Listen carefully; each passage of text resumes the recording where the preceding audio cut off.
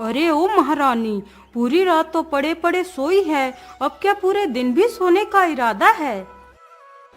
अरे नहीं माँ, वह आज रात मेरी तबीयत कुछ ठीक नहीं थी, जिसकी वजह से मैं सो नहीं पाई। अरे तू तो कितनी बहानेबाज है। तू क्या मुझे पागल समझती है जो मैं तेरी इन झूठी बातों में आ जाऊंगी?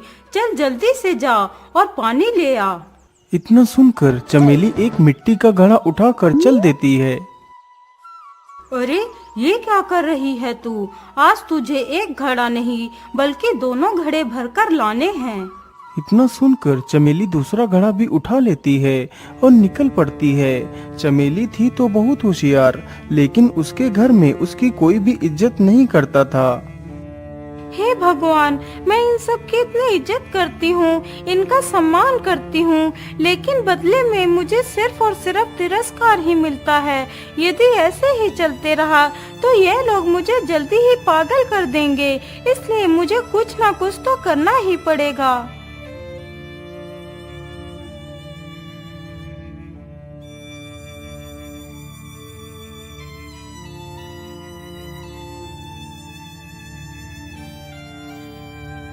चमेली नदी पर पहुंचकर दोनों घड़ों में पानी भरती है।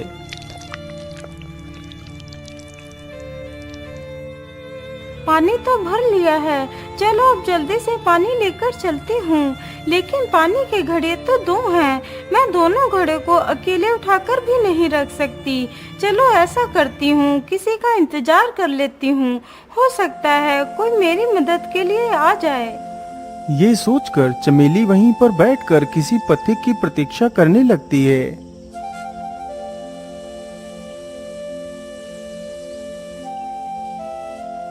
वह काफी देर तक वहीं पर बैठी रहती है, लेकिन कोई भी उधर से नहीं गुजरता है। हे भगवान, मैं इतनी देर से किसी राही की प्रतीक्षा कर रही हूँ, लेकिन कोई भी यहाँ से नहीं गुजरा है। मैं ऐसा करती हूँ, अकेले ही दोनों घड़ों को उठाकर रख लेती हूँ। ये सोचकर चमेली एक घड़े को उठाकर अपने कमर पर रख लेती है और दूसरे घड़े को उठाकर अपने सिर पर रख लेती है। घड़ा सिर पर रखते ही घड़ा हाथ से फिसल जाता है।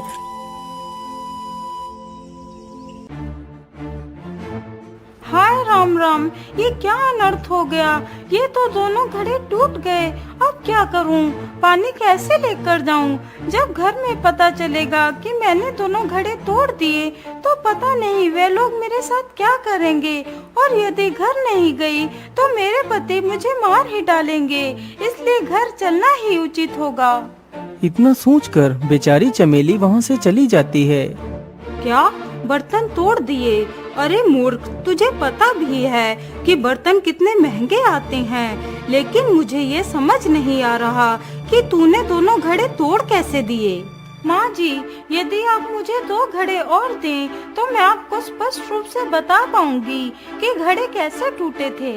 अच्छा ऐसी बात है, तो ये ले दो घड़े और मुझे बता कि घड़े कैसे टूटे थे। देखिए माता जी, पहले मैंने एक घड़ा उठाकर अपनी कमर पर रखा ऐसे, और फिर मैंने दूसरा पानी का घड़ा उठाकर अपने सिर पर रखा ऐसे। चमेली इतना कहते ही सिर पर रखे घड़े को छोड़ देती है। घड़ा सीधे दूसरे घड़े पर जा गिरता है, जिसकी वजह से फिर से वह दोनों घड़े टूट जाते हैं। यह देखकर तो चमेली की सास और भी ज्यादा गुस्सा हो जाती है। तूने दो घड़े और तोड़ दिए, आने दे तेरे पति को, मैं तुझे आज ही इस घर से निकलवा दूंगी। लेकिन माँ जी, इसमें तो मेरी कोई गलती नहीं, आपने ही कहा था कि घड़े कैसे टूटे, तो मैंने बता दिया। अरे क्या बात है भाग्यवान, तुम इतना शोर क्यों मचा रही हो? अजी देखिए अपनी इस मूर्ख बहू को, आज इसने पूरे 4 घड़े तोड़ दिए। क्या 4 घड़े तोड़ दिए? लेकिन कैसे? अब आप ही पूछ लीजिए इससे। बोलो बहू, तुमने एक दिन में पूरे 4 घड़े कैसे तोड़ दिए? पिताजी, यदि आप मुझे 2 घड़े और दीजिए तो मैं आपको दिखा सकती हूँ कि घड़े कैसे टूटे। अच्छा ऐसी बात है, तो फिर भाग्यवान तुम इसे जल्दी से 2 घड़े और ला कर दो। अरे नहीं जी, इसे अब और घड़े मत दीजिए, नहीं तो ये वह भी घड़े तोड़ देगी। अरे नहीं नहीं भाग्यवान, तुम घड़े लेकर आओ, जरा मैं भी तो देखूं कि घड़े कैसे टूटे। इतना सुनकर चमेली की सास 2 घड़े और लेकर आती है। लो बहू, घड़े तुम्हारे सामने है। बताओ तुमने घड़े कैसे तोड़ दिए? देखिए पिताजी, पहले मैंने पानी का भरा हुआ घड़ा अपनी कमर पे रखा ऐसे, फिर मैंने दूसरा घड़ा उठाकर अपने सिर पर रखा ऐसे। इतना कहते ही चमेली घड़े को छोड़ देती है। इस प्रकार फिर से 2 घड़े टूट जाते हैं। यह देखकर चुन्नी लाल को भी गुस्सा आ जाता है। तभी चमेली का पति महेश भी आ जाता है।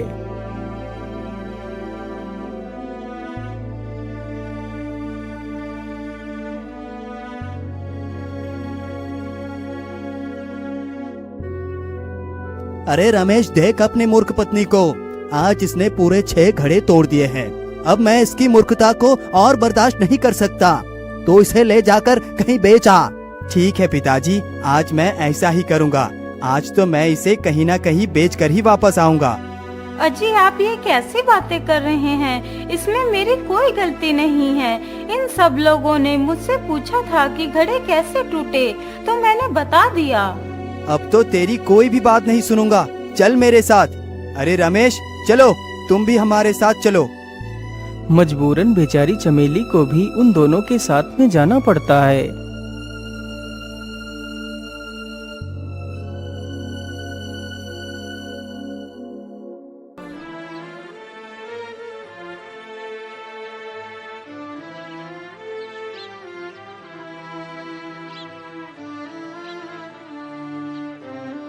वह तीनों चलते चलते बहुत ज्यादा थक जाते हैं। अरे भैया, मुझे तो बहुत जोर की भूख लगी है। अरे भैया, जरा उधर देखो। मुझे लगता है वो कोई खाने का ढाबा है। चलो ढाबे के पास चलते हैं और कुछ खाते हैं। लेकिन मेरे पास तो पैसे ही नहीं है। मैं भला खाना कैसे खा सकता हूँ? अजी, आप चिंता न करिए, मेरे पास 2 पैसे हैं। आप जाइए और कुछ खाने को ले आइए। अरे मूर्ख, तू मुझे हुक्म देती है? अब तो तू ही जा और हमारे लिए कुछ खाना लेकर आ। अरे, नेकी का तो कोई जमाना ही नहीं रहा। मुझे तो ये लोग मूर्ख ही समझते हैं। मुझे बेचने निकले थे। रुको, मैं तुम्हें मजा चखाती हूँ। अरे अब क्या हुआ? तू कहाँ खो गई? चल जल्दी से जा और कुछ खाने को ले आ। हाँ हाँ, जाती हूँ। इतना चिल्ला क्यों रहे हो? इतना बोलकर चमेली ढाबे के पास जाती है।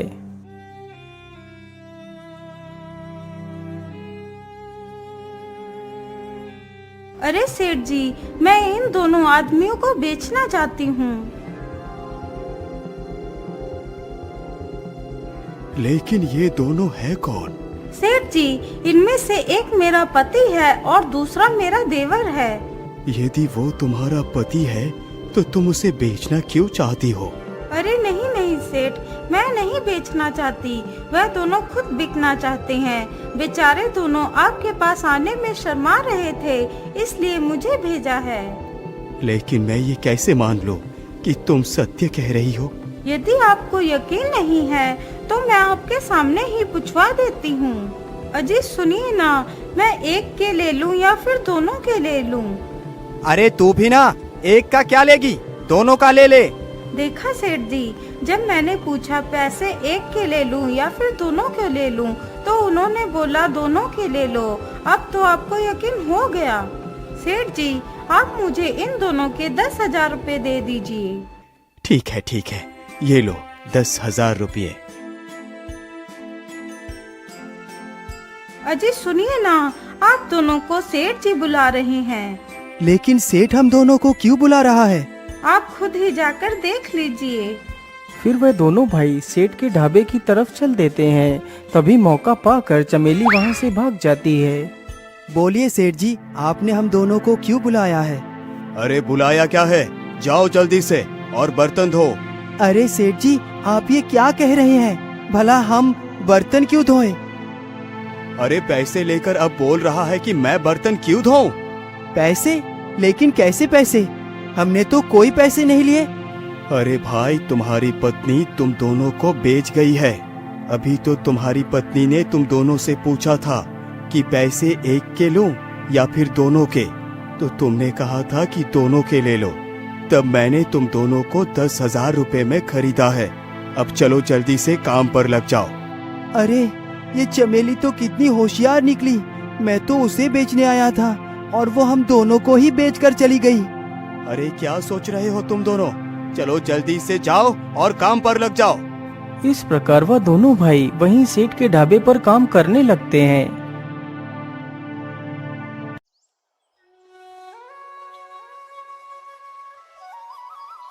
अब तो मेरे पास पूरे 10,000 रुपए हैं। इन रुपयों से मैं कोई भी व्यापार कर सकती हूँ। मैं ऐसा करती हूँ, इसी गांव के बाहर एक फल की दुकान खोल लेती हूँ।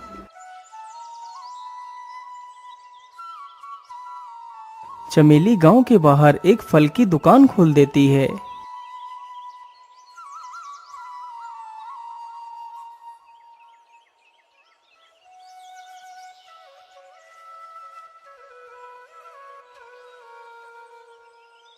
धीरे धीरे चमेली को काफी समय वहीं पर गुजर जाता है। उधर जब रमेश और महेश वापस घर लौटकर नहीं गए तो उनके माता पिता को बहुत चिंता हुई।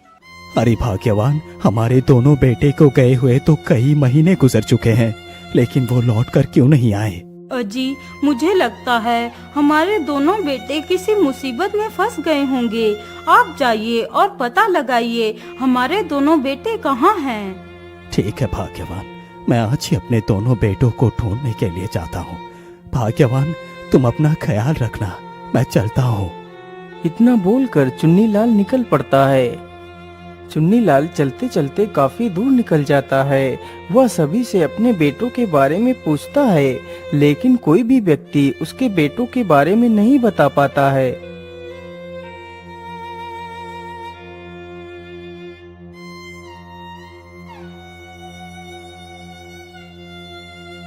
हे भगवान, आखिर मेरे दोनों बेटे कहाँ चले गए? चुन्नीलाल चलते चलते वहीं पर पहुंच जाता है जहां पर उसकी बहू ने फलों की दुकान खोली थी। अरे ये कौन है? मुझे तो लगता है ये मेरी बहू ही है। चलो उसके पास चलकर देखता हूँ। अरे बहू, तुम यहाँ क्या कर रही हो? और हमारे दोनों बेटे कहाँ हैं? पिताजी, आपके दोनों बेटों ने तो मुझे बेच ही लिया था। मैं बड़ी मुश्किल से चोरी छुपे वहाँ से भाग कर आई और अपना पेट चलाने के लिए ये फलों की दुकान खोल ली। आप जाइए यहाँ से, अब मैं किसी की बहू नहीं रही। अरे नहीं नहीं बहू, तुम ऐसी बातें मत करो। मेरी भूल को क्षमा कर दो। मैं क्रोध में आकर अंधा हो चुका था। चलो बहू, हमारे साथ घर चलो। चुन्नीलाल अपनी बहू को लेकर वापस वहां से लौट जाता है।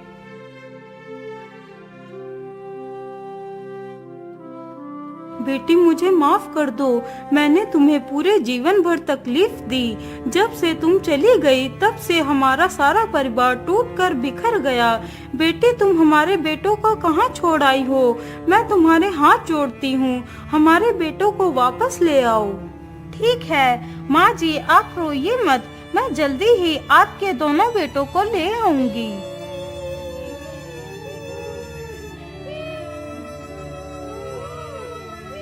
अरे, ये रोने की आवाज किसकी है?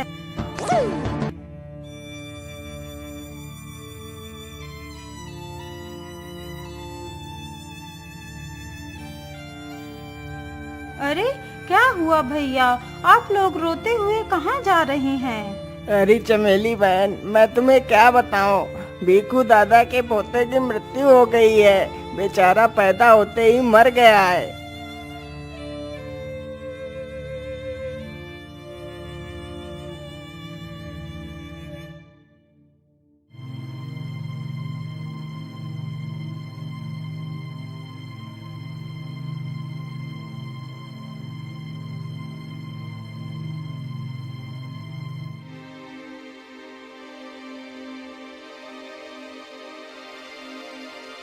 क्या करूं? कैसे वापस लाऊं अपने पति और देवर को? यदि मैं पैसे लेकर भी जाऊंगी तब भी वह सेठ उन दोनों को वापस नहीं लौटाएगा। इसके लिए तो मुझे कोई युक्ति ही लगानी पड़ेगी। चमेली काफी देर तक सोचती रहती है। वह तुरंत उठती है और हाथ में लालटेन लेकर निकल पड़ती है।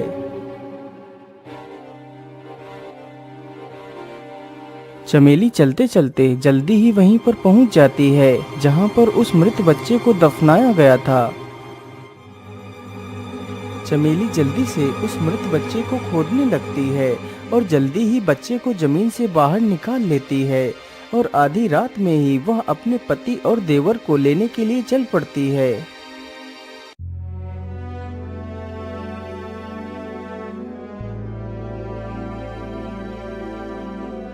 उसे चलते चलते रात से सुबह हो जाती है। पूरी रात भर चलते रहने की वजह से चमेली का मुख ढल जाता है, मानो उसकी सूरत ही बिगड़ गई हो। वह जल्दी से सेठ की दुकान पर पहुंच जाती है।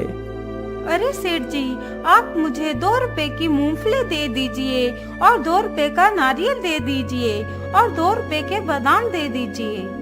उसकी ये सारी बातें सुनकर सेठ सारे सामान को उठाकर एक थैले में डालता है और चमेली को पकड़ा देता है। चमेली पैसे दिए बिना ही थैला लेकर चुपचाप वहाँ से चल पड़ती है।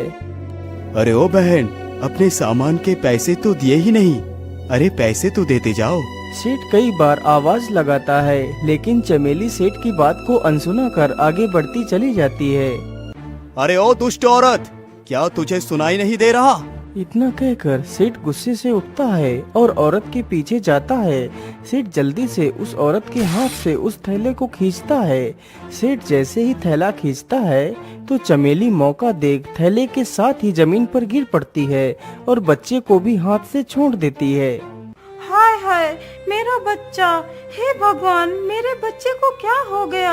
सेठ, तूने मेरे बच्चे को गिराकर मार दिया। अब मैं क्या करूंगी? अपने बच्चे के बिना मैं कैसे रहूंगी? ये दृश्य देखकर तो सेठ की मानो सांसें ही रुक जाती हैं। तभी वहाँ पर लोगों की भीड़ इकट्ठा हो जाती है। अरे सेठ, ये तूने क्या पाप कर दिया? तुमने बेचारी इस औरत का बच्चा मार दिया। तुम तो कितना निर्दयी हो।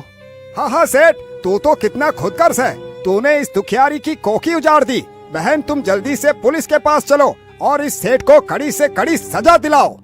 अरे नहीं नहीं भाई, आप लोग ऐसा मत बोलिए। ये सब मैंने जानबूझकर नहीं किया। अरे दुष्ट सेठ, यदि तूने ये सब कुछ जानबूझकर नहीं किया तो क्या ये बच्चा ऐसे ही मर गया? अरे बहन, मुझे माफ कर दो। मुझसे बहुत बड़ी भूल हो गई। तुम पुलिस के पास मत जाओ। तुम मुझसे जो भी कहोगी मैं वही करूँगा। मैं तुम्हारे बच्चे को तो वापस नहीं लौटा सकता, लेकिन उसके बदले तुम मुझसे कुछ भी मांग लो, मैं तुम्हें दे दूंगा। बताओ तुम्हें कितने पैसे चाहिए? सेठ जी, मैं पैसों का क्या करूंगी? मेरे पास तो कोई कमाने वाला भी नहीं है। बस एक बच्चा ही था, उसे तो आपने छीन ही लिया मुझसे। अच्छा, यदि तुम्हें पैसे नहीं चाहिए तो फिर क्या चाहिए? सेठ जी, जो मैं मांगूंगी क्या वो तुम मुझे दे सकते हो? हाँ मांगो। तुम्हें क्या चाहिए? सेठ जी, आप मुझे अपने ये दोनों नौकर दे दीजिए और मुझे 50,000 रुपए दे दीजिए। मैं इन्हीं रुपयों से कोई व्यापार करूंगी और ये दोनों नौकर हमारा सारा कार्य करेंगे। अच्छा, ठीक है, मैं तुम्हें ये दोनों नौकर देता हूँ। सेठ अपने दोनों नौकर और 50,000 रुपए उस महिला को दे देता है। सेठ जी, अब मैं तो जा रही हूँ। आप मेरे बच्चे का अंतिम संस्कार कर देना। हाँ, क्यों नहीं। तुम चिंता मुक्त होकर जाओ। मैं तुम्हारे पुत्र का अंतिम संस्कार कर दूंगा। इतना सुनकर तीनों वहाँ से चले जाते हैं। देखा जी, मेरी बुद्धि का कमाल। आप हमेशा मुझे मूर्ख समझते थे ना, अब देख लिया मूर्ख कौन है। हाँ चमेली, तुम जीती और मैं हारा। मैं समझ गया कि तुम कितनी बुद्धिमान हो।